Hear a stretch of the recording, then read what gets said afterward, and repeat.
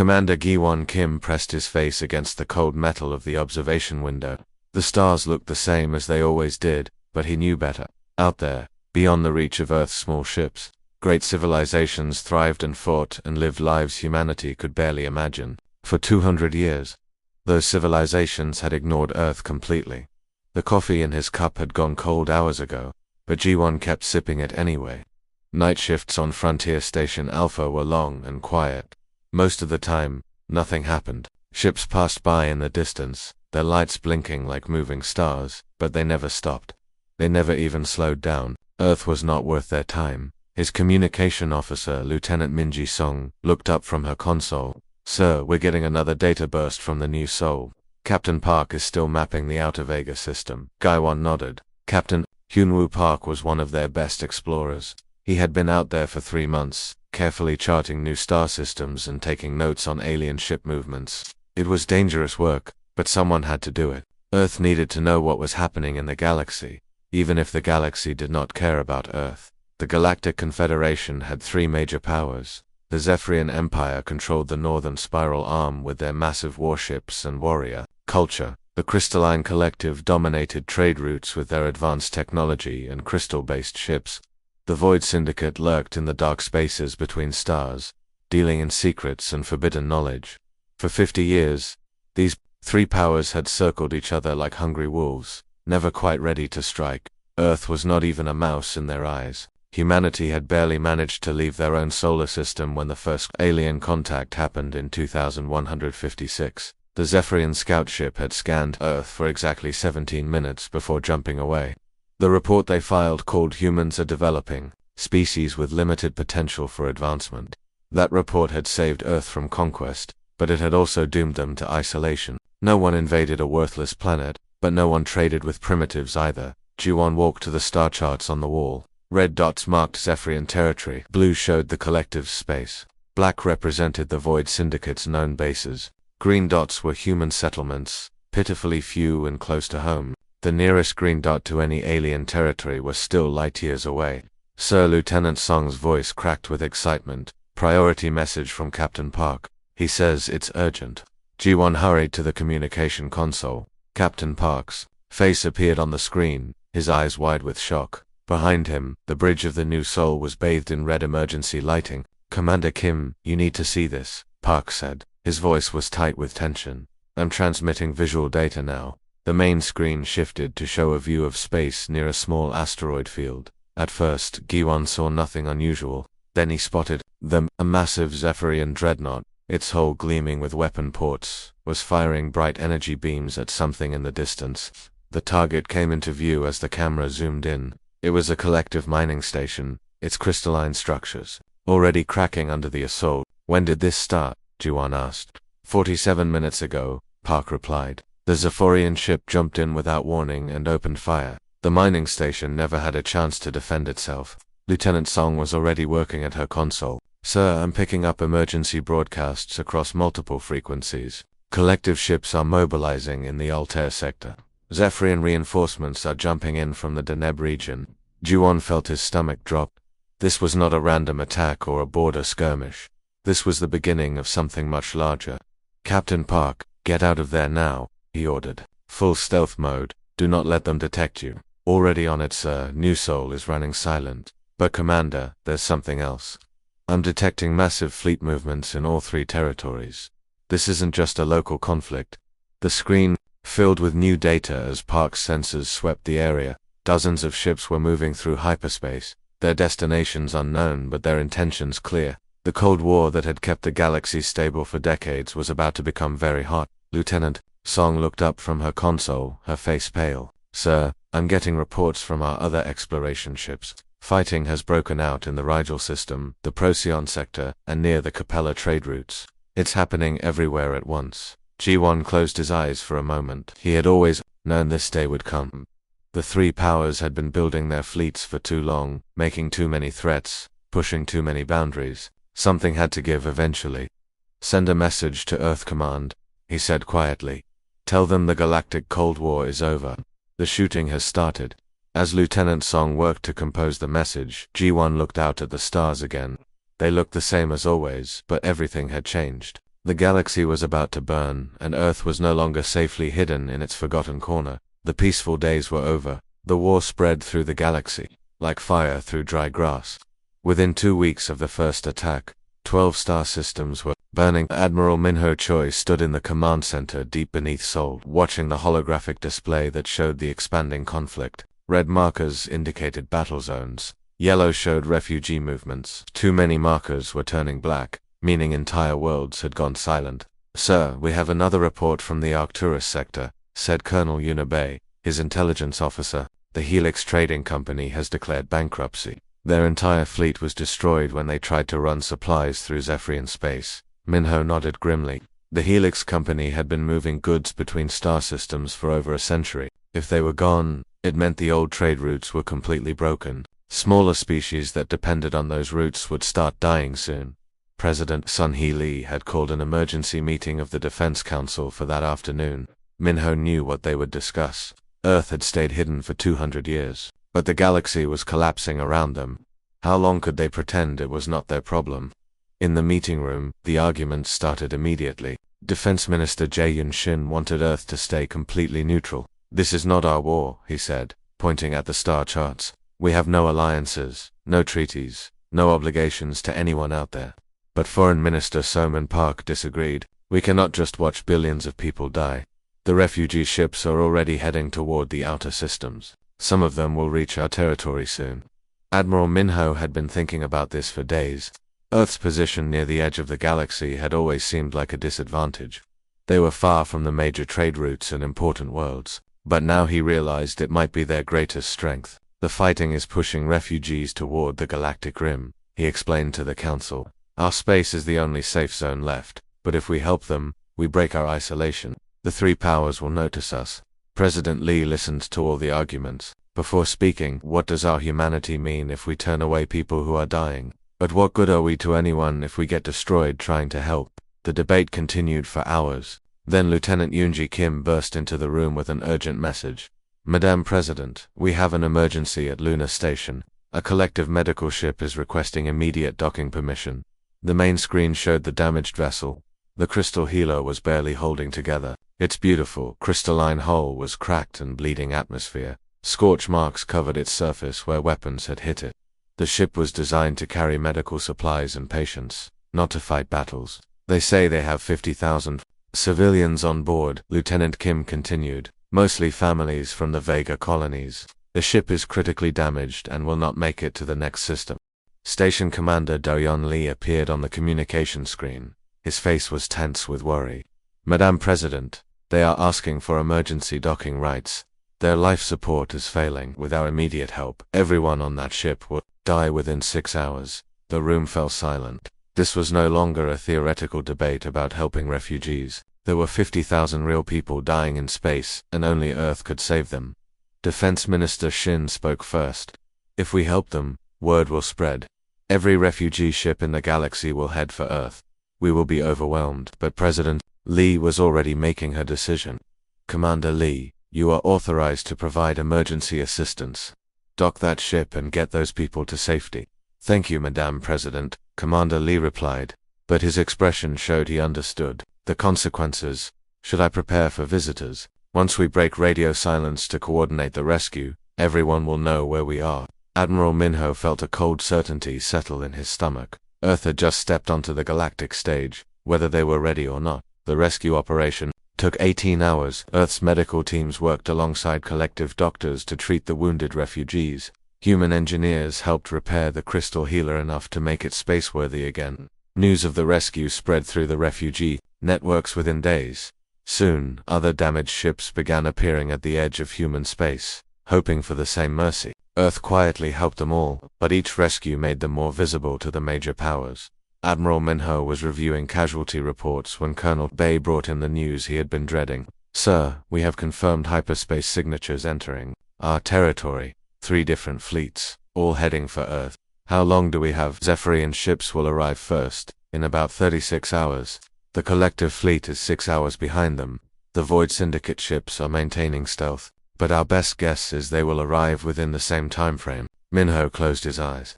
By saving those refugees, Earth had revealed something the 3 powers could not ignore. Their location at the galaxy's edge made them the perfect staging ground for attacks on any of the major territories. No one could afford to let a potential enemy control that position. "Contact President Lee," he said quietly. "Tell her we are about to have company. The quiet days are over." Ambassador Taeon Num had never been more nervous in his life. He stood in the docking bay of the neutral station Harmony, watching three very different ships approach. Each vessel represented one of the galaxy's most powerful civilizations, and all three had come to Earth's doorstep with the same message: choose a side or face the consequences. The Zephyrian warship, Blood Honor, docked first. It was a massive vessel covered in weapon ports and armor plating.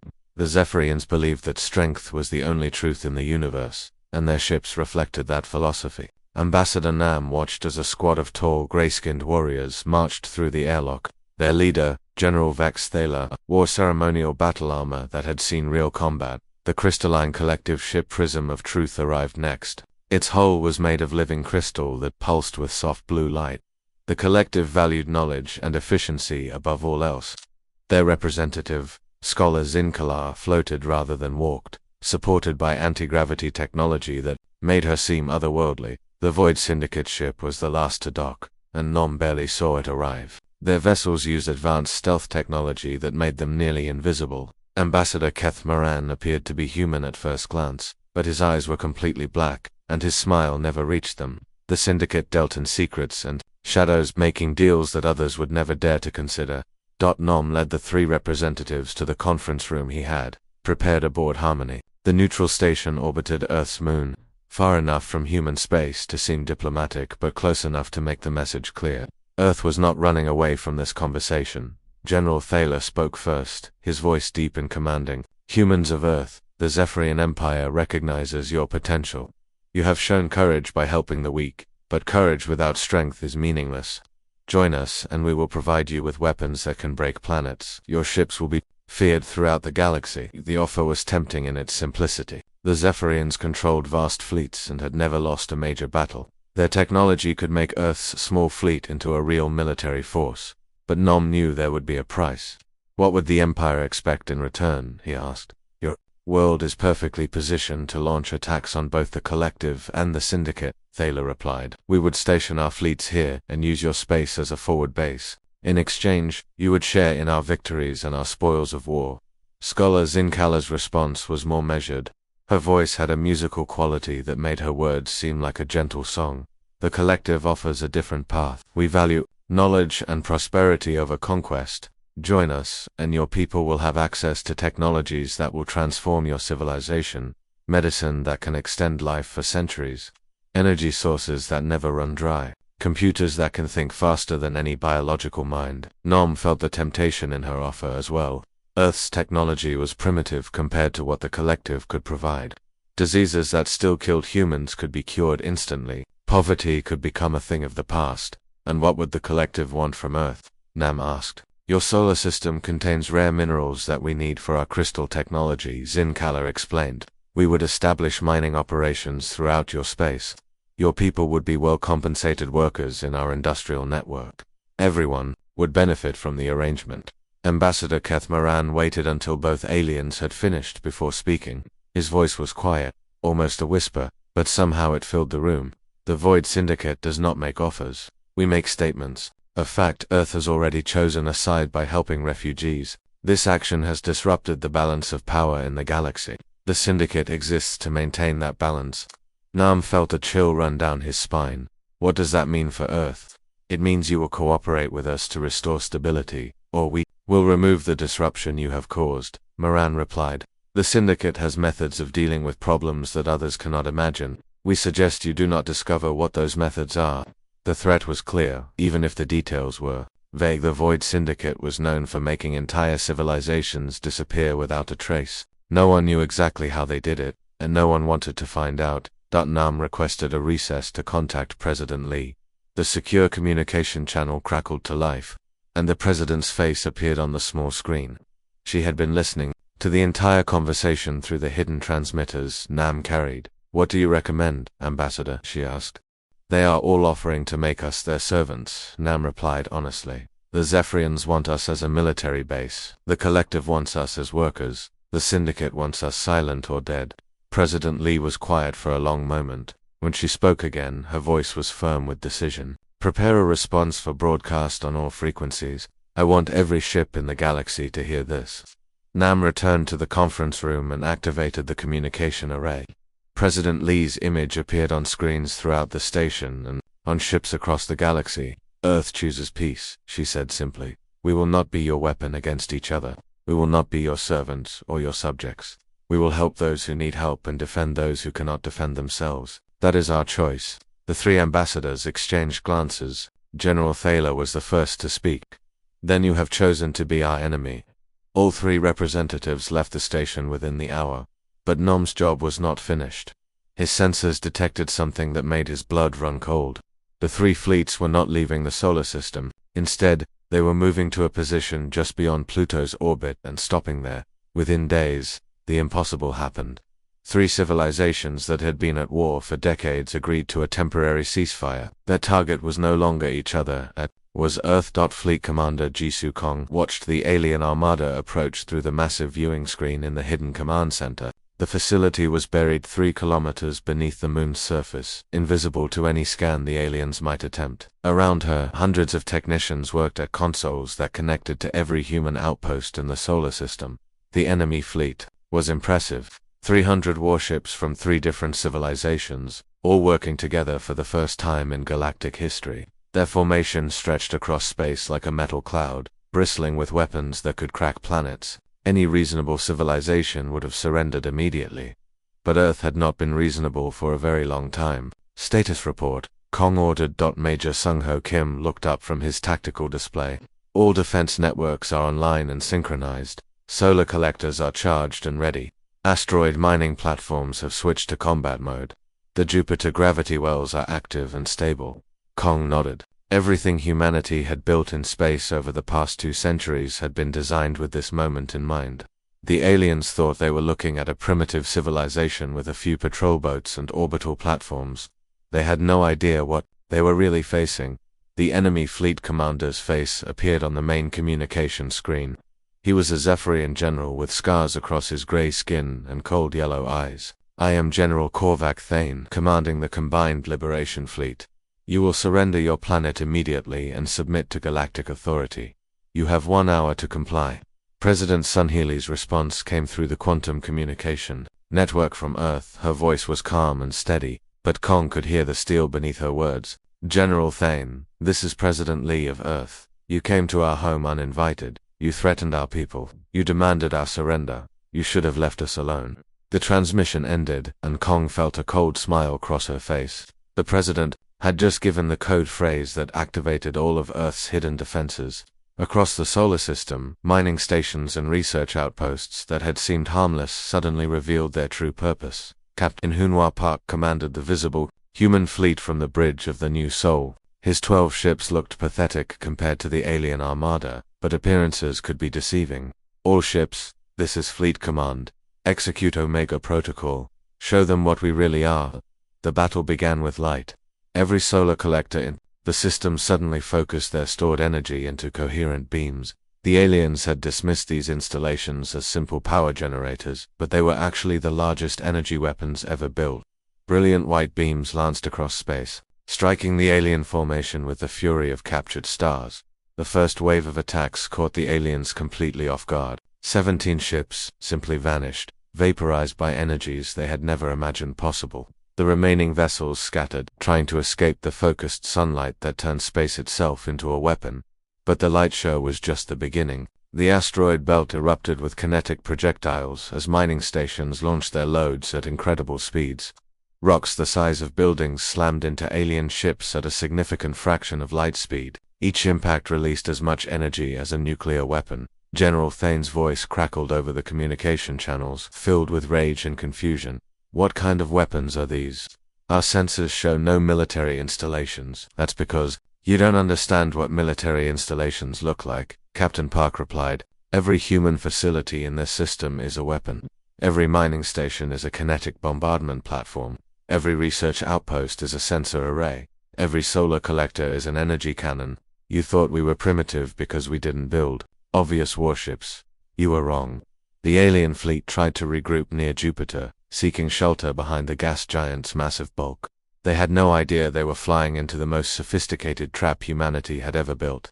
Jupiter's gravity was not natural anymore. Human engineers had spent decades placing gravitational manipulators around the planet, creating artificial gravity wells that could be activated at will. Entire squadrons of alien ships found themselves pulled off course, their engines unable to overcome the suddenly shifting gravitational fields. Ships that had been flying in perfect formation crashed into each other or were flung into Jupiter's crushing atmosphere. The gas giant had become a massive flight trap. Commander Kung watched the tactical display as the alien formation fell apart. Red dots representing enemy ships blinked out one by one.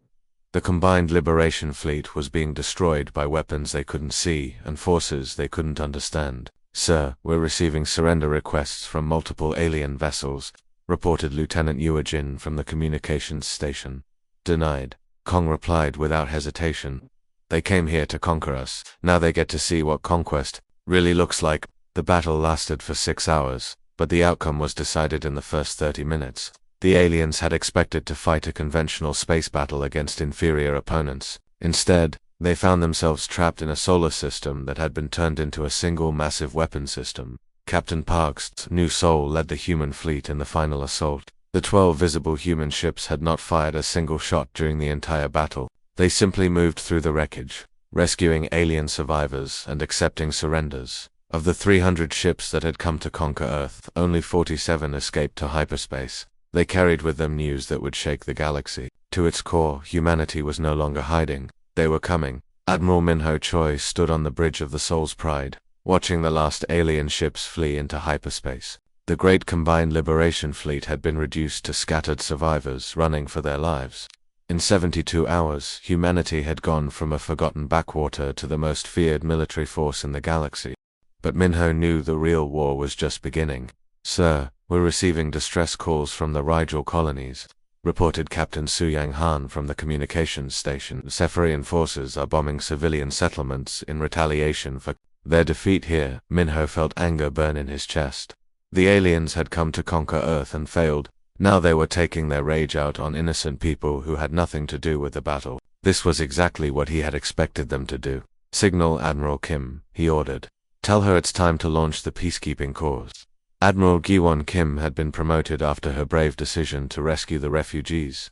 Now she commanded a fleet of ships that looked nothing like traditional warships. They were sleek, fast vessels designed for one purpose: to appear anywhere in the galaxy within hours and end conflicts before they could spread. The Asterisk, Harmony's light Asterisk, was Kim's flagship, and it represented everything humanity had learned about warfare. The ship was small compared to alien dreadnoughts, but it carried weapons that could disable entire fleets without destroying them.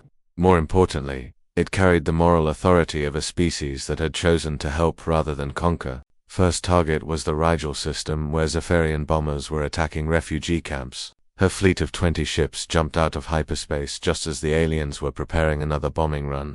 "This is Admiral Kim of the Human Peacekeeping Corps," she broadcast on all frequencies. "You are attacking civilian targets. Stop immediately, and withdraw from this system." The Zephyrian commander's response was predictable. "Humans have no authority here. This is Zephyrian space, and we will do as we please." Kim's reply was swift and decisive. Her ships launched swarms of AI-controlled drones that moved faster than any piloted craft. The drones didn't try to destroy the Zephyrian ships. Instead, they attached themselves to the alien vessels and began disrupting their systems. Within minutes, the entire Zephyrian squadron was floating helplessly in space, their weapons offline and their engines dead.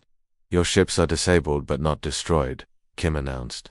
"Your crews are safe. Evacuate the civilian areas immediately, or we will disable your entire fleet permanently." The Zephyrians had no choice but to comply. They had never encountered weapons that could neutralize their ships without killing their crews. It was a kind of warfare they didn't understand.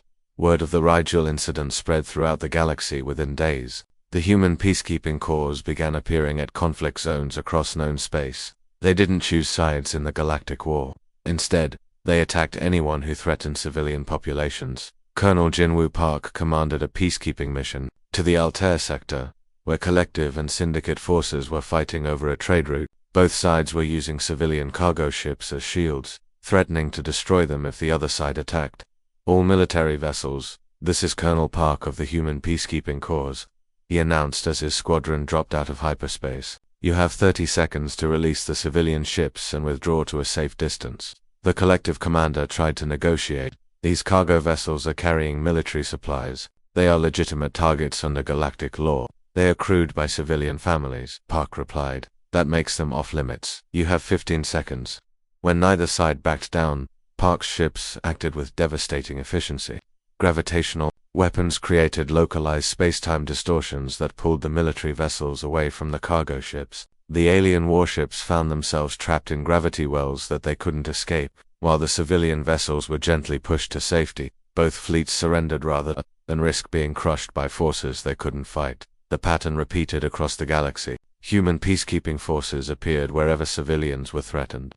They used weapons that seemed impossible, gravity bombs that could move entire fleets, energy dampeners that shut down weapons without damaging ships, and AI systems that could predict enemy movements before they happened. But the most terrifying thing about the humans was their coordination. Every peacekeeping ship could communicate instantly with every other ship, no matter how far apart they were. Their quantum communication networks meant that an attack on civilians in one corner of the galaxy would bring human response forces from everywhere else within hours. President Sun-Hee Lee addressed the galaxy from the rebuilt United Nations building. In New York, her speech was broadcast on every frequency, translated into every known language. "The age of conquest is over," she announced. "The age of peace has begun. Any military force that threatens civilian populations will face the full response of the Human Peacekeeping Corps. We do not seek to rule you, we seek only to protect those who cannot protect themselves." Within 6 months, the three-way galactic war had become something entirely different. The Zephyrian Empire, the Crystalline Collective, and the Void Syndicate found themselves fighting not each other, but the humans who appeared whenever they tried to attack civilian targets one by one. The great powers requested peace negotiations, not with their traditional enemies, but with Earth. The galaxy had a new order, and humanity was its reluctant but determined enforcer.